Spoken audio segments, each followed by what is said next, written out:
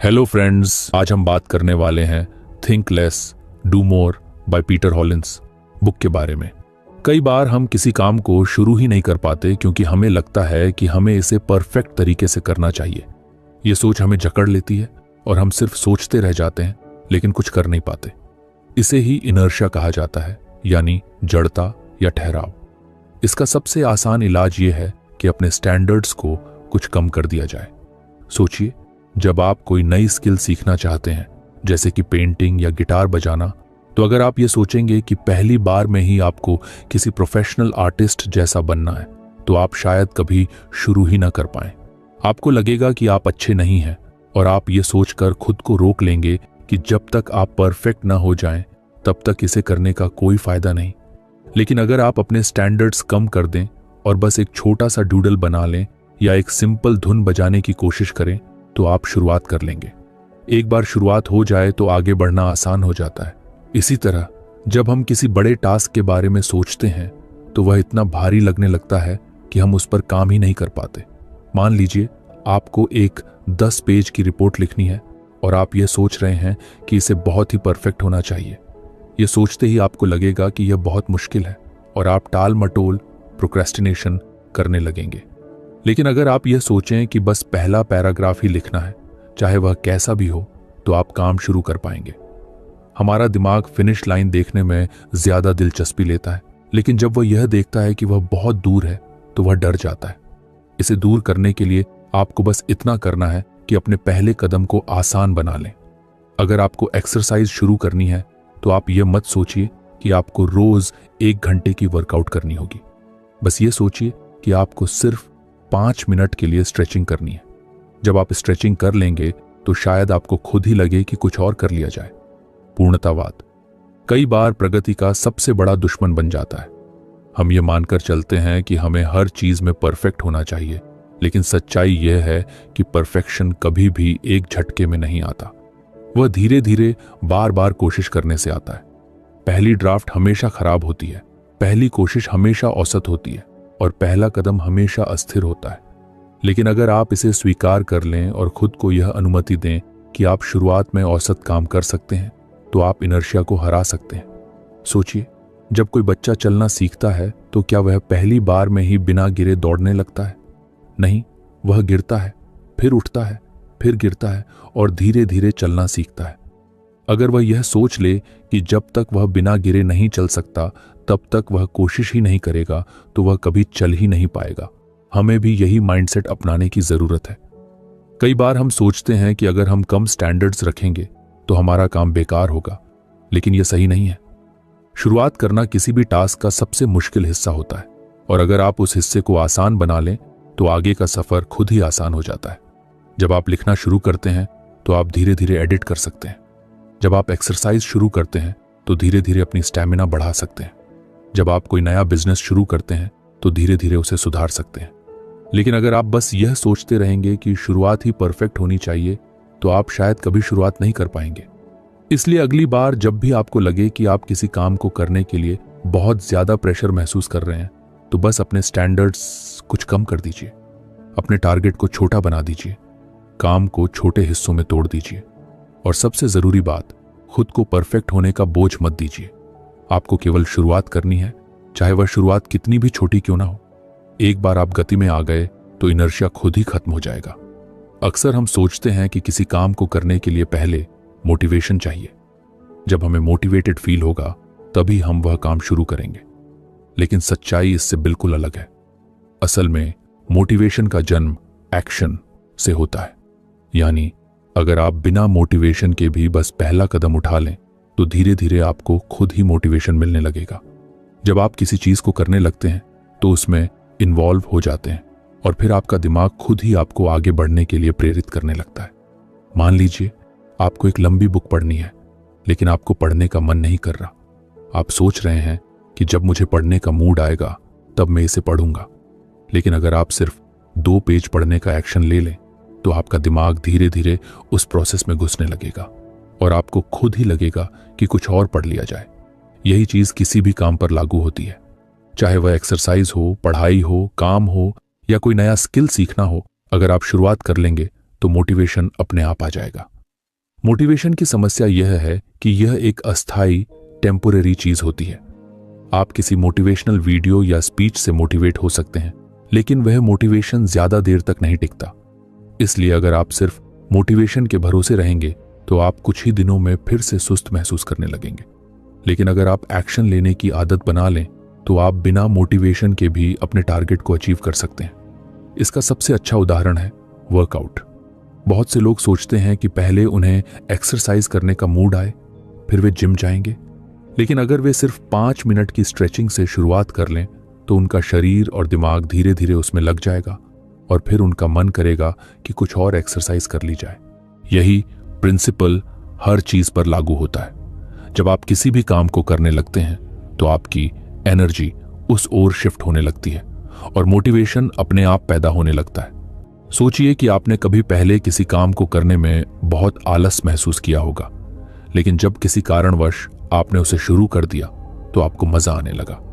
इसका कारण यही है कि एक्शन लेने के बाद आपका दिमाग उसी दिशा में काम करने के लिए ट्यून हो जाता है। कई बार हमें किसी काम की शुरुआत में बहुत बोर्डम महसूस होती है, लेकिन अगर हम इसे जारी रखते हैं तो वह चीज धीरे धीरे इंटरेस्टिंग लगने लगती है। यह साइकोलॉजिकल फैक्ट है कि जब हम किसी एक्टिविटी में इन्वॉल्व हो जाते हैं तो हमारा माइंड उसे कंप्लीट करने की दिशा में काम करने लगता है।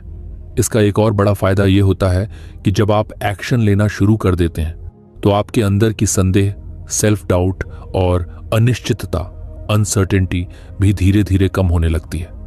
जब आप सिर्फ सोचते रहते हैं कि कोई काम मुश्किल है तो वह आपको और भी कठिन लगता है, लेकिन जब आप उसे करना शुरू कर देते हैं तो आपको महसूस होता है कि वह उतना मुश्किल नहीं था जितना आपने सोचा था। एक और इंटरेस्टिंग बात यह है कि एक्शन लेना आपकी सेल्फ इमेज को भी बदल सकता है। अगर आप सोचते हैं कि आप आलसी, लेजी इंसान हैं तो आप वैसे ही बिहेव करेंगे, लेकिन अगर आप सिर्फ 5 मिनट का एक्शन ले लें तो आप अपने बारे में नई स्टोरी क्रिएट कर सकते हैं। मैं एक ऐसा इंसान हूं जो बिना मोटिवेशन के भी काम कर सकता है। ये सोचते ही आप और ज्यादा करने के लिए तैयार हो जाते हैं। मोटिवेशन के लिए एक्शन जरूरी क्यों है? इसे समझने के लिए इसे साइकिल की तरह देख सकते हैं। जब आप कोई एक्शन लेते हैं तो आपको छोटा सा रिजल्ट मिलता है। ये रिजल्ट आपकी आत्मविश्वास, कॉन्फिडेंस को बढ़ाता है और फिर आपको और ज्यादा करने की प्रेरणा मिलती है। धीरे धीरे यह मोटिवेशन बढ़ता जाता है और आप अपनी लाइफ में बड़े बदलाव ला सकते हैं। इसे और आसान भाषा में कहें तो अगर आप किसी काम को करने का मन नहीं होने के बावजूद उसे शुरू कर देंगे तो कुछ ही देर में आपको खुद ही उसमें इंटरेस्ट आने लगेगा। और जब आप बार बार ऐसा करने लगेंगे तो आपको मोटिवेशन का इंतजार करने की जरूरत ही नहीं पड़ेगी। आप एक्शन लेंगे और एक्शन से ही मोटिवेशन पैदा होगा। अक्सर हम जब भी रिस्क का नाम सुनते हैं तो हमारे दिमाग में डर पैदा होता है। हमें लगता है कि अगर हमने कोई बड़ा कदम उठाया और वह गलत साबित हुआ तो हम मुसीबत में पड़ सकते हैं। यही सोच हमें कई नए अवसरों से दूर रखती है। लेकिन असल में रिस्क सिर्फ खतरा नहीं है, बल्कि ग्रोथ का एक जरिया भी हो सकता है। जब हम रिस्क को एक डराने वाली चीज की तरह देखने की बजाय उसे सीखने और आगे बढ़ने के मौके के रूप में देखते हैं तो हमारी जिंदगी पूरी तरह बदल सकती है। सोचिए, अगर कोई बच्चा साइकिल चलाना सीखना चाहता है तो उसे गिरने का रिस्क होता है। अगर वह सिर्फ इस डर से कभी कोशिश ही ना करे कि वह गिर सकता है तो वह कभी भी साइकिल चलाना नहीं सीख पाएगा। लेकिन जब वह यह रिस्क लेता है, गिरता है, उठता है और फिर से कोशिश करता है तो एक दिन वह बिना गिरे आराम से साइकिल चला सकता है। यही प्रिंसिपल हमारी पूरी लाइफ में लागू होता है। बहुत से लोग कंफर्ट जोन में रहना पसंद करते हैं क्योंकि वहां कोई रिस्क नहीं होता, लेकिन कंफर्ट जोन में रहने से हमें अपने जीवन को सीमित करना पड़ता है। जोन में रहने का सबसे बड़ा नुकसान यह है कि आप कभी ग्रो नहीं कर पाते। जब आप कोई नया स्किल सीखते हैं, कोई नया बिजनेस शुरू करते हैं या कोई नया चैलेंज लेते हैं तो उसमें रिस्क तो होता है, लेकिन उसी के साथ सीखने और आगे बढ़ने के भी बहुत बड़े मौके होते हैं। रिस्क लेने का मतलब ये नहीं है कि आप बिना सोचे समझे कोई भी बड़ा कदम उठा लें। इसका मतलब ये है कि आप कैलकुलेटेड रिस्क लें, यानी आप पहले सिचुएशन को एनालाइज करें, उसके फायदे और नुकसान को समझें और फिर एक इन्फॉर्म्ड डिसीजन लें। जब आप इस तरह से रिस्क लेते हैं तो आपके फेलियर के चांसेस कम हो जाते हैं और सक्सेस के चांसेस बढ़ जाते हैं। रिस्क को एम्ब्रेस करने का एक और बड़ा फायदा यह है कि यह आपको मानसिक रूप से मजबूत बनाता है। जब आप बार बार छोटे छोटे जोखिम लेते हैं और उनसे सीखते हैं तो आपके अंदर किसी भी चुनौती का सामना करने की क्षमता बढ़ जाती है, का सामना करने का कॉन्फिडेंस आ जाता है। धीरे धीरे आपका दिमाग फेलियर को एक सीखने का प्रोसेस मानने लगता है, न कि कोई ऐसी चीज जिससे डरना चाहिए। अगर आप अपनी प्रोफेशनल लाइफ में देखें तो जितने भी बड़े एंटरप्रेन्योर्स या लीडर्स हैं, उन्होंने कभी ना कभी कोई बड़ा रिस्क लिया है। अगर वे रिस्क लेने से डरते तो शायद वे आज उस मुकाम तक नहीं पहुंच पाते। स्टीव जॉब्स ने रिस्क लिया और एप्पल को बनाया, एलोन मस्क ने रिस्क लिया और टेस्ला और स्पेसएक्स जैसी कंपनीज खड़ी की। हर बड़ी सफलता के पीछे कुछ ना कुछ रिस्क जरूर होता है।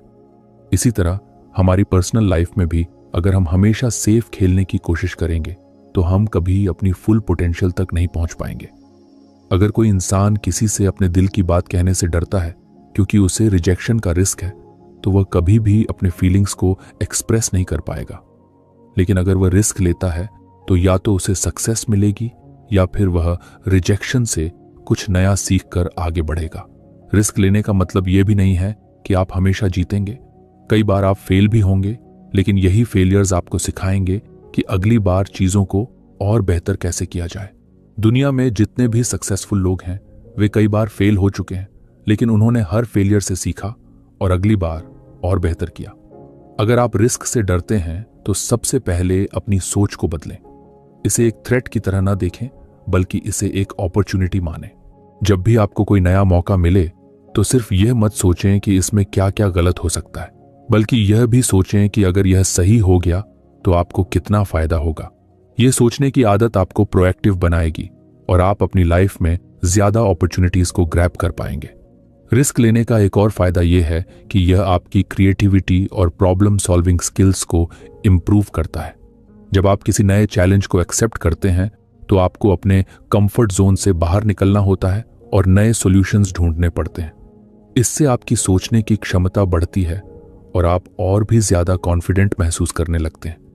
इसलिए अगली बार जब भी आपके सामने कोई ऐसा मौका आए जिसमें रिस्क हो तो सिर्फ डर की वजह से उसे रिजेक्ट मत करें। सोच समझकर एनालाइज करें और अगर आपको लगे कि यह रिस्क वर्थ टेकिंग है तो इसे जरूर लें। हो सकता है कि यह आपका सबसे अच्छा डिसीजन साबित हो और आपकी लाइफ पूरी तरह बदल जाए। अक्सर जब हम अपने दिन को प्लान करते हैं तो हम एक टू डू लिस्ट बनाते हैं। इसमें हम वे सारे काम लिखते हैं जो हमें पूरे करने होते हैं, लेकिन कई बार हम देखते हैं कि हमारा दिन खत्म हो जाता है और हमारी लिस्ट के बहुत सारे टास्क अधूरे रह जाते हैं। इसका एक बड़ा कारण यह है कि हम उन चीजों पर ध्यान नहीं देते जो हमारा ध्यान भटकाती हैं, जो हमें फोकस्ड नहीं रहने देती। इसी वजह से हमें सिर्फ टू डू लिस्ट नहीं बल्कि एक डोंट डू लिस्ट भी बनानी चाहिए। ये एक ऐसी लिस्ट होती है जिसमें वे सारी चीजें होती हैं जो हमें अवॉइड करनी चाहिए ताकि हमारा ध्यान सही जगह पर रहे और हम प्रोडक्टिव रह सकें। सोचिए, अगर आप सुबह उठते ही फोन पर सोशल मीडिया स्क्रॉल करने लगते हैं तो आपका बहुत सारा समय बेकार चला जाता है। आप सोचते हैं कि बस 5 मिनट देखेंगे, लेकिन जब दोबारा घड़ी देखते हैं तो 30 से 40 मिनट निकल चुके होते हैं। इसी तरह अगर आप दिन भर में बार बार ईमेल चेक करते रहते हैं या हर छोटी चीज पर तुरंत रिएक्ट करने लगते हैं तो आपकी एनर्जी गलत जगह खर्च होती है। डोंट डू लिस्ट इसी तरह की चीजों को आइडेंटिफाई करने में मदद करती है ताकि आप उन आदतों से बच सकें जो आपके समय और प्रोडक्टिविटी को बर्बाद करती हैं। इस लिस्ट को बनाने के लिए सबसे पहले आपको यह देखना होगा कि दिन भर में कौन कौन सी एक्टिविटीज आपका ध्यान भटकाती हैं। क्या आप हर छोटी ब्रेक में अपना फोन चेक करते हैं? क्या आप अनावश्यक बैठकों में बहुत ज्यादा समय बर्बाद करते हैं? क्या आप बिना किसी प्लान के सोशल मीडिया पर बहुत ज्यादा वक्त बिताते हैं? इन सब चीजों को नोट करें और इन्हें अपनी डोंट डू लिस्ट में डाल दें। इससे आपको यह साफ साफ समझ में आ जाएगा कि आपको किन चीजों से बचना है। डोंट डू लिस्ट का सबसे बड़ा फायदा यह है कि यह आपको डिसिप्लिन सिखाती है। जब आपके पास यह स्पष्ट होता है कि आपको क्या नहीं करना है तो आप अपने इंपॉर्टेंट कामों पर ज्यादा ध्यान दे सकते हैं। मान लीजिए कि आपकी लिस्ट में लिखा है कि मैं सुबह 10 बजे से पहले सोशल मीडिया इस्तेमाल नहीं करूंगा, तो जब भी आपका मन करेगा कि फोन उठाकर इंस्टाग्राम या ट्विटर देख लें, आपकी लिस्ट आपको याद दिलाएगी कि यह आपकी प्रायोरिटी में नहीं है। धीरे धीरे ये एक हैबिट बन जाएगी और आपकी प्रोडक्टिविटी बढ़ने लगेगी। बहुत से लोग सोचते हैं कि बस ज्यादा मेहनत करने से सफलता मिलती है, लेकिन असल में स्मार्ट तरीके से काम करना ज्यादा जरूरी है। अगर आप सिर्फ व्यस्त बिजी रहने की बजाय अपने समय का सही इस्तेमाल करें तो आप कम समय में ज्यादा कर सकते हैं। डोंट डू लिस्ट आपको यह समझने में मदद करती है कि कौन से काम सिर्फ आपका समय बर्बाद कर रहे हैं और उनसे बचकर आप अपनी एनर्जी सही दिशा में लगा सकते हैं। इसे और बेहतर बनाने के लिए आप अपनी लिस्ट को समय समय पर अपडेट कर सकते हैं।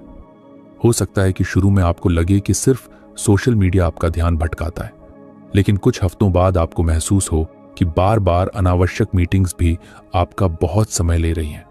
ऐसे में आपको अपनी डोंट डू लिस्ट में यह भी जोड़ना होगा कि मैं बेकार की मीटिंग्स में शामिल नहीं होऊंगा। इसी तरह आप अपने अनुभव के आधार पर अपनी लिस्ट को रिफाइन करते रहें। एक और महत्वपूर्ण चीज यह है कि डोंट डू लिस्ट केवल डिस्ट्रैक्शन से बचने के लिए नहीं होती, बल्कि यह आपको इमोशनल और मेंटल क्लैरिटी भी देती है। कई बार हम ऐसे डिसीजंस लेते हैं जो हमारे लिए सही नहीं होते, सिर्फ इसलिए क्योंकि हमें आदत होती है कि हम ना नहीं कह पाते। अगर आपकी लिस्ट में यह लिखा हो कि मैं ऐसे कामों के लिए हाँ नहीं कहूंगा जो मेरे गोल्स से मेल नहीं खाते, तो यह आपको अननेसेसरी कमिटमेंट्स से बचाने में मदद कर सकता है। अगर आप किसी एंटरप्रेन्योर, राइटर या किसी भी क्रिएटिव फील्ड में हैं, तो यह लिस्ट और भी ज्यादा महत्वपूर्ण हो जाती है, क्योंकि आपके लिए सबसे जरूरी चीज है डीप वर्क, यानी वह समय जब आप पूरी तरह से फोकस होकर अपना सबसे अच्छा काम कर सकें। लेकिन अगर आपका ध्यान बार बार छोटे छोटे डिस्ट्रैक्शन से भटकता रहेगा, तो आप कभी भी अपनी फुल पोटेंशियल तक नहीं पहुंच पाएंगे। डोंट डू लिस्ट आपको यह क्लैरिटी देती है कि कौन से काम आपको अवॉइड करने हैं, ताकि आप अपने सबसे जरूरी टास्क पर पूरा ध्यान लगा सकें। यह लिस्ट केवल प्रोफेशनल लाइफ के लिए नहीं, बल्कि पर्सनल लाइफ में भी बहुत काम आ सकती है। मान लीजिए कि आप अपनी हेल्थ को सुधारना चाहते हैं। अगर आपकी डोंट डू लिस्ट में यह लिखा हो कि मैं रात 11 बजे के बाद जंक फूड नहीं खाऊंगा, तो यह आपको सही चॉइसेस बनाने में मदद करेगा। अगर आप अपनी मेंटल हेल्थ पर ध्यान देना चाहते हैं, तो आप लिस्ट में यह जोड़ सकते हैं कि मैं ऐसे लोगों के साथ समय नहीं बिताऊंगा जो मेरी एनर्जी ड्रेन करते हैं। अंत में यह समझना जरूरी है कि जितना जरूरी क्या करना है यह तय करना है, उतना ही जरूरी यह तय करना भी है कि क्या नहीं करना है।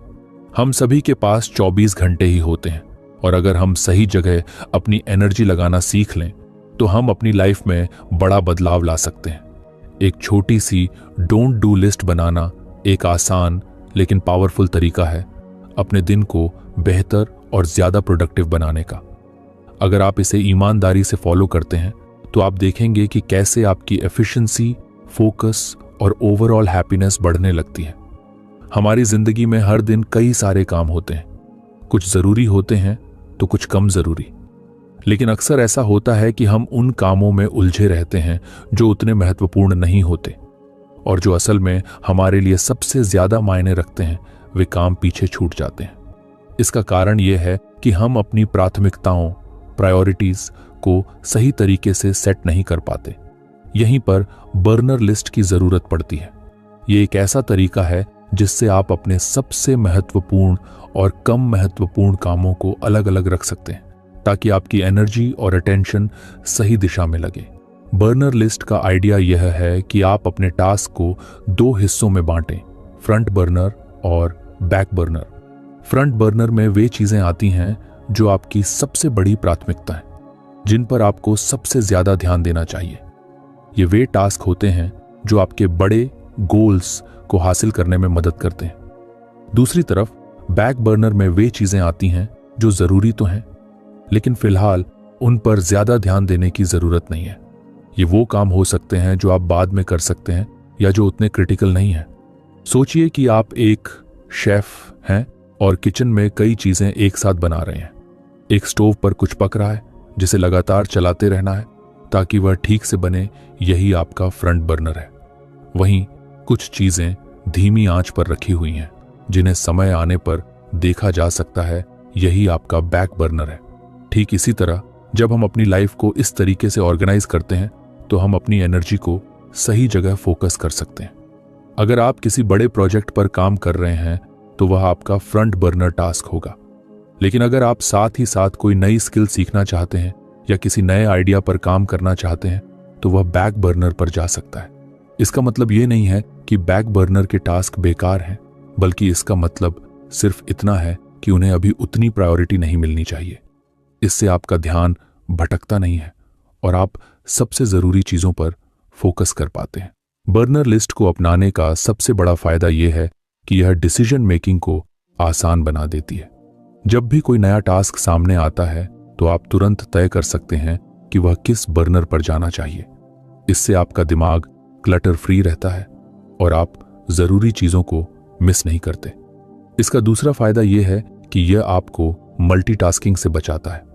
अक्सर लोग एक साथ कई काम करने की कोशिश करते हैं और नतीजा यह होता है कि वे किसी भी काम को अच्छे से पूरा नहीं कर पाते। लेकिन जब आप जानते हैं कि कौन सा काम फ्रंट बर्नर पर है तो आप पूरी तरह उसी पर ध्यान लगा सकते हैं और बाकी चीजों को बाद में संभाल सकते हैं। बर्नर लिस्ट को और ज्यादा इफेक्टिव बनाने के लिए आप इसे हर हफ्ते या महीने में रिव्यू कर सकते हैं, क्योंकि प्रायोरिटीज समय के साथ बदलती हैं। जो काम आज बैक बर्नर पर है हो सकता है कि कुछ हफ्तों बाद उसे फ्रंट बर्नर पर लाने की जरूरत पड़े। इसलिए इसे समय समय पर अपडेट करना जरूरी है। यह सिस्टम न केवल आपकी प्रोडक्टिविटी बढ़ाता है बल्कि आपको मेंटल क्लैरिटी भी देता है। जब आपका दिमाग बार बार यह सोचने में उलझा नहीं रहता कि अभी क्या करना चाहिए। असिस्टेंट चाहते हैं तो आप इसे अपनी डेली लाइफ में छोटे छोटे डिसीजंस के लिए भी यूज कर सकते हैं। जैसे कि अगर आप फिटनेस पर ध्यान देना चाहते हैं तो उसे फ्रंट बर्नर पर रखें। वहीं अगर आप किसी नई किताब को पढ़ना चाहते हैं लेकिन अभी वक्त नहीं मिल रहा तो उसे बैक बर्नर पर रख सकते हैं। प्रोफेशनल लाइफ में भी यह तरीका बहुत काम आता है। मान लीजिए आप एक एंटरप्रेन्योर हैं और आपके पास कई आइडियाज हैं, लेकिन सब पर एक साथ काम करना संभव नहीं है।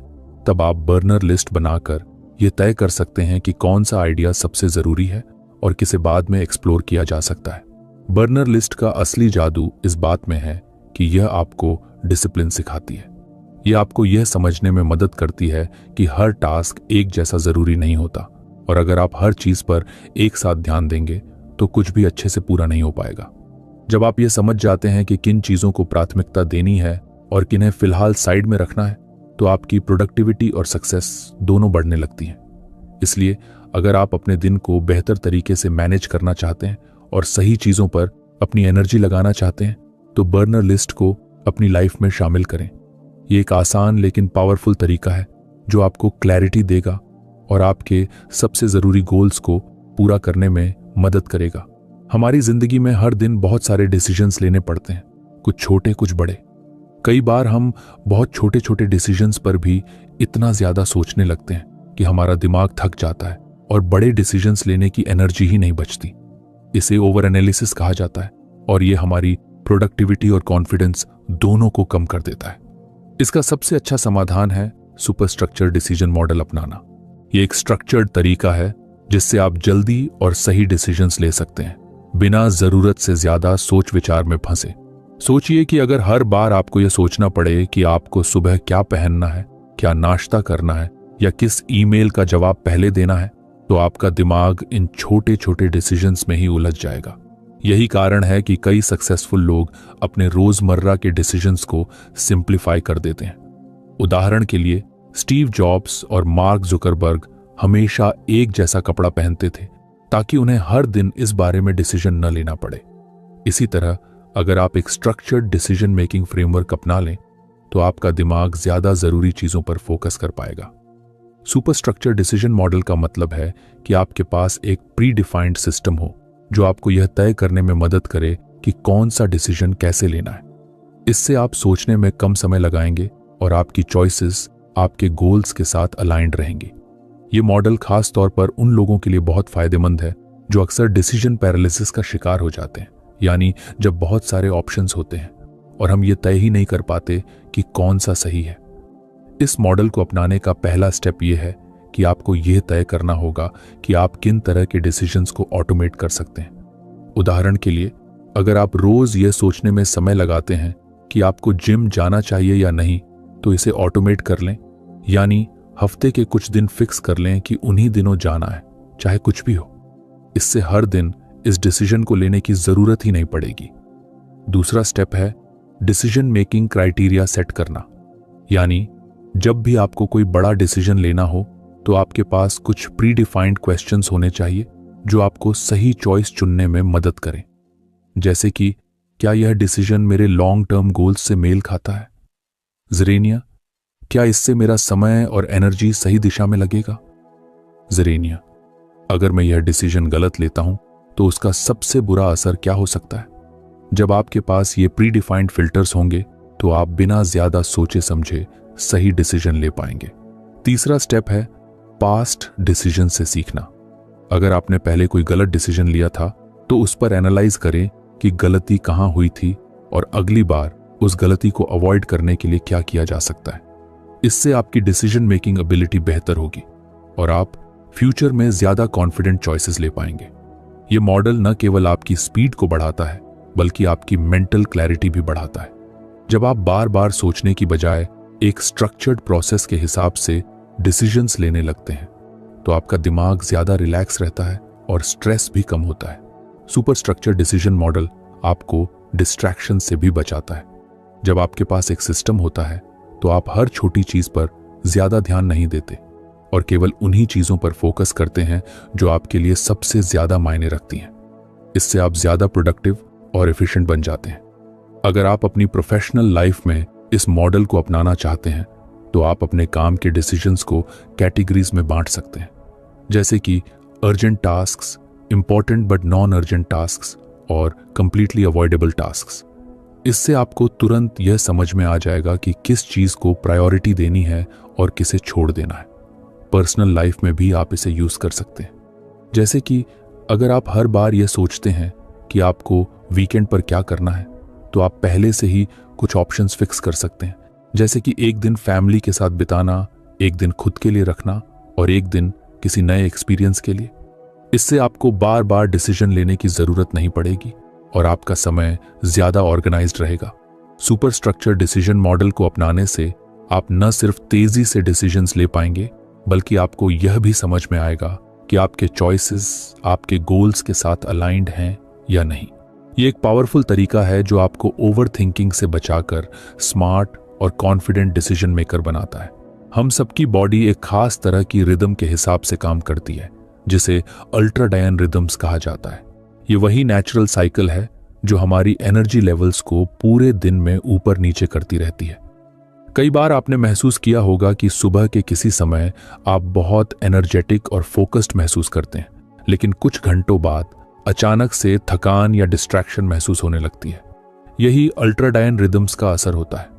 अगर हम इस नेचुरल एनर्जी साइकिल को समझकर अपने काम का स्केड्यूल बनाएं तो हम अपनी प्रोडक्टिविटी को कई गुना बढ़ा सकते हैं। अक्सर लोग ये गलती करते हैं कि वे पूरे दिन एक ही तरह की एनर्जी एक्सपेक्ट करते हैं। वे सोचते हैं कि अगर वे सुबह 9 बजे से शाम 6 बजे तक लगातार काम करेंगे तो उनका आउटपुट हमेशा एक जैसा रहेगा, लेकिन ऐसा नहीं होता। हमारी बॉडी हर 90 से 120 मिनट के साइकिल में काम करती है, यानी लगभग 1.5 से 2 घंटे के बाद हमारी एनर्जी धीरे धीरे कम होने लगती है और हमें एक छोटे ब्रेक की जरूरत होती है। अगर हम इस नेचुरल साइकिल के हिसाब से काम करें तो हम ज्यादा प्रोडक्टिव और कम थके हुए महसूस करेंगे। सोचिए, अगर आप अपने हाईएस्ट एनर्जी लेवल के समय सबसे जरूरी और डिमांडिंग टास्क्स करें तो आपका काम कितना एफिशिएंट हो जाएगा। और जब आपकी एनर्जी लो हो तो आप ऐसे काम करें जो ज्यादा दिमागी मेहनत नहीं मांगते, जैसे कि ईमेल्स चेक करना, मीटिंग्स अटेंड करना या प्लानिंग करना। इस तरह आप अपने शरीर की नेचुरल रिदम के साथ काम करेंगे, न कि उसके खिलाफ। इसका सबसे अच्छा तरीका यह है कि आप अपने एनर्जी पैटर्न्स को ऑब्जर्व करें। एक हफ्ते तक ध्यान दें कि दिन के किस समय आप सबसे ज्यादा एनर्जेटिक और फोकस्ड महसूस करते हैं और किस समय आपको सुस्ती या डिस्ट्रैक्शन महसूस होती है। इससे आपको पता चलेगा कि आपकी पीक फू मानसू हॉर्स कौन से हैं। जब आपको अपने पीक हॉर्स का पता चल जाए तो उन घंटों में सबसे क्रिटिकल काम करें, वह काम जो सबसे ज्यादा कंसंट्रेशन और क्रिएटिविटी मांगता है। जैसे कि अगर आप राइटर हैं तो अपनी राइटिंग सुबह के हाई एनर्जी आवर्स में करें। अगर आप किसी स्ट्रैटेजी या प्लानिंग पर काम कर रहे हैं तो इसे भी अपने पीक टाइम में रखें। दूसरी तरफ जब आपकी एनर्जी नेचुरली लो होती है तो उस समय लाइट टास्क्स करें, जैसे कि कॉल्स, ईमेल्स या कैजुअल डिस्कशंस। बहुत से लोग ये सोचकर गिल्ट महसूस करते हैं कि वे पूरे दिन लगातार हाई एनर्जी पर काम नहीं कर पाते, लेकिन असल में ऐसा करना पॉसिबल ही नहीं है। दुनिया के सबसे प्रोडक्टिव लोग भी ब्रेक्स लेते हैं और अपने शरीर की नेचुरल एनर्जी के हिसाब से काम करते हैं। जब आप इस बात को समझ लेते हैं कि आपकी बॉडी कैसे काम करती है, तो आप स्मार्ट तरीके से अपने काम को ऑर्गेनाइज कर सकते हैं। अल्ट्राडाइन रिदम्स को अपनाने का एक और बड़ा फायदा यह है कि इससे बर्नआउट से बचा जा सकता है। जब हम बिना रुके लगातार काम करते हैं तो हमारी एनर्जी पूरी तरह खत्म हो जाती है और हम जल्दी थक जाते हैं। लेकिन अगर हम अपने एनर्जी साइकिल्स को ध्यान में रखकर सही समय पर ब्रेक लेते हैं तो हमारी एफिशिएंसी बनी रहती है और हम लंबे समय तक हाई परफॉर्मेंस पर काम कर सकते हैं। अगर आप इस अप्रोच को अपनी लाइफ में अप्लाई करना चाहते हैं तो सबसे पहले अपने डेली स्केड्यूल को कुछ फ्लेक्सिबल बनाइए। जरूरी नहीं कि आप हर समय एक जैसा परफॉर्म करें। आपको बस ये समझना है कि कौन से घंटे आपके सबसे प्रोडक्टिव होते हैं और कौन से घंटे आपको रिलैक्स करने के लिए चाहिए। उदाहरण के लिए, अगर आपको सुबह 10 से 12 बजे के बीच सबसे ज्यादा एनर्जी महसूस होती है तो उस समय सबसे इंपॉर्टेंट और चैलेंजिंग काम करें। फिर 12 से 12:30 तक एक छोटा ब्रेक लें, वॉक करें, पानी पिएं या कुछ देर आराम करें। इसके बाद दोबारा काम पर लौटें, लेकिन अब लाइट टास्क्स को प्रायोरिटी दें। ये छोटी छोटी चीजें आपकी प्रोडक्टिविटी में बहुत बड़ा बदलाव ला सकती हैं। ये सिर्फ टाइम मैनेजमेंट नहीं बल्कि एनर्जी मैनेजमेंट का तरीका है। जब आप अपने अल्ट्राडियन रिदम्स के हिसाब से काम करना शुरू करेंगे तो आप पाएंगे कि आप पहले से कम एफर्ट में ज्यादा काम कर पा रहे हैं और आपका दिमाग ज्यादा फ्रेश और फोकस्ड महसूस कर रहा है। हमारी बॉडी एक नेचुरल रिदम के हिसाब से काम करती है जिसे अल्ट्राडाइन रिदम्स कहते हैं। यह हमारे एनर्जी लेवल्स को पूरे दिन कंट्रोल करता है। कभी आपने नोटिस किया होगा कि एक समय पर आप सुपर फोकस्ड होते हैं, लेकिन कुछ घंटों बाद आपको थकान या डिस्ट्रैक्शन महसूस होने लगती है। ये इसी रिदम का असर है। अगर हम इसे समझकर अपने काम का सही स्केड्यूल बनाएं तो हम ज्यादा प्रोडक्टिव बन सकते हैं। अक्सर लोग ये सोचते हैं कि पूरे दिन एक जैसी एनर्जी बनी रहेगी, लेकिन ऐसा नहीं होता। हमारी बॉडी हर 90 से 120 मिनट के एक साइकिल में काम करती है, यानी 1.5-2 घंटे बाद हमारी एनर्जी नेचुरली कम होने लगती है और हमें ब्रेक की जरूरत होती है। अगर हम इस नेचुरल साइकिल के हिसाब से काम करें तो हम कम एफर्ट में ज्यादा काम कर सकते हैं। इसका सबसे अच्छा तरीका है कि आप अपने एनर्जी पैटर्न्स को ऑब्जर्व करें। दिन के कौन से घंटे आपकी पीक परफॉर्मेंस के हैं और कब आपको थकान महसूस होती है, यह समझें। फिर अपने हाई एनर्जी टाइम में सबसे जरूरी काम करें, वह जो सबसे ज्यादा फोकस और क्रिएटिविटी मांगता है। जब एनर्जी लो हो तो ईमेल्स, मीटिंग्स, कैजुअल टास्क्स को उस समय करें। बहुत से लोग गिल्ट महसूस करते हैं कि वे पूरे दिन हाई परफॉर्मेंस पर काम नहीं कर पाते, लेकिन स्मार्ट वर्क यही है कि आप अपने बॉडी रिदम के साथ काम करें, न कि उसके खिलाफ। दुनिया के सबसे प्रोडक्टिव लोग भी ब्रेक्स लेते हैं और सही समय पर सही काम करते हैं। इसका एक बड़ा फायदा यह भी है कि आप बर्नआउट से बचते हैं। अगर आप बिना रुके लंबे समय तक काम करेंगे तो आपकी एनर्जी जल्दी खत्म हो जाएगी, लेकिन अगर आप अल्ट्राडाइन साइकिल्स को फॉलो करके सही समय पर ब्रेक लेंगे तो आप एफिशिएंट बने रहेंगे। अगर आप इस अप्रोच को अपनी लाइफ में अप्लाई करना चाहते हैं तो रिजिड टाइम टेबल छोड़ें और अपने नेचुरल रिदम्स को समझें। जब आप हाई एनर्जी मोड में हो तो चैलेंजिंग टास्क्स करें और जब एनर्जी लो हो तो लाइट टास्क्स करें। 30 मिनट के छोटे ब्रेक लेने से भी फोकस और एफिशिएंसी बनी रहती है। ये टाइम मैनेजमेंट नहीं, एनर्जी मैनेजमेंट है। जब आप अपने अल्ट्राडियन रिदम्स के हिसाब से काम करना शुरू करेंगे तो आप पाएंगे कि पहले से कम एफर्ट में ज्यादा काम हो रहा है और आपका माइंड ज्यादा फ्रेश और फोकस्ड महसूस कर रहा है। तो फ्रेंड्स, ये थी हमारी आज की बुक समरी। आपको कैसी लगी कमेंट करके जरूर बताएं और धन्यवाद आपका समरी एंड तक सुनने के लिए।